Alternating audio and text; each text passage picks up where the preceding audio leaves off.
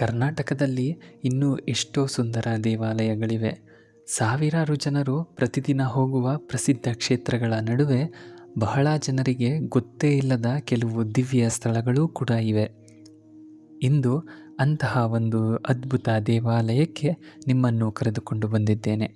ಇದು ಶ್ರೀ ಕೋದಂಡರಾಮ ದೇವಸ್ಥಾನ, ಹರವು ಗ್ರಾಮ, ಪಾಂಡವಪುರ ತಾಲೂಕು, ಮಂಡ್ಯ ಜಿಲ್ಲೆ. ದೇವಾಲಯದ ಒಳಗೆ ಕಾಲಿಟ್ಟ ಕ್ಷಣದಿಂದಲೇ ಇಲ್ಲಿನ ನಿಶಬ್ದವೇ ಒಂದು ಅನುಭವ. ಗೋಪುರದ ಪ್ರತಿಯೊಂದು ಶಿಲ್ಪವೂ ನಮ್ಮ ಪೂರ್ವಜರ ಅದ್ಭುತ ಕಲೆಯನ್ನು ನೆನಪಿಸುತ್ತದೆ.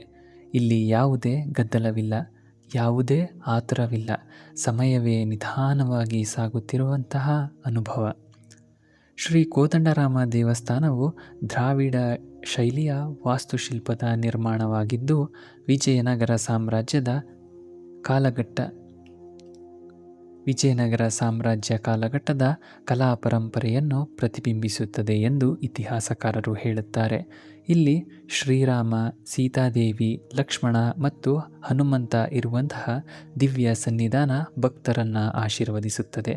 ಈ ದೇವಾಲಯದ ಪ್ರತಿಯೊಂದು ಕಲ್ಲಿನಲ್ಲೂ ಭಕ್ತಿ, ಇತಿಹಾಸ ಮತ್ತು ಶಿಲ್ಪಕಲೆಯ ಉಸಿರು ಅಡಗಿದೆ. ದೇವಾಲಯದ ಮುಂದೆ ಇರುವಂತಹ ಪುಟ್ಟ ಕಲ್ಯಾಣಿ, ಸುತ್ತಲಿನ ಹಸಿರು ಮರಗಳು, ತಂಪಾದ ಗಾಳಿ ಇವೆಲ್ಲ ಸೇರಿ ಮನಸ್ಸಿಗೆ ಹೇಳುವುದು ಒಂದೇ ಮಾತು: ಸ್ವಲ್ಪ ಸಮಯ ನಿನಗಾಗಿ ಬದುಕು. ನಗರದ ಗದ್ದಲದಿಂದ ದೂರ ಇಂತಹ ಜಾಗಗಳು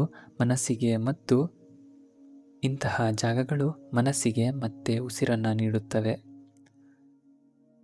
ಕೆಲವೊಮ್ಮೆ ಪ್ರಯಾಣ ಅಂದರೆ ಹೆಚ್ಚು ಜಾಗಗಳನ್ನು ನೋಡುವುದಲ್ಲ, ಒಂದೇ ಜಾಗವನ್ನು ಮನಸ್ಸಿನಿಂದ ಅನುಭವಿಸುವುದು.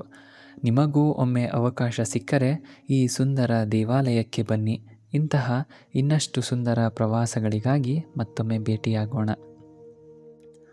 ಗಾಳಿಯ ಸದ್ದಿನಲ್ಲಿ ಪ್ರಾರ್ಥನೆ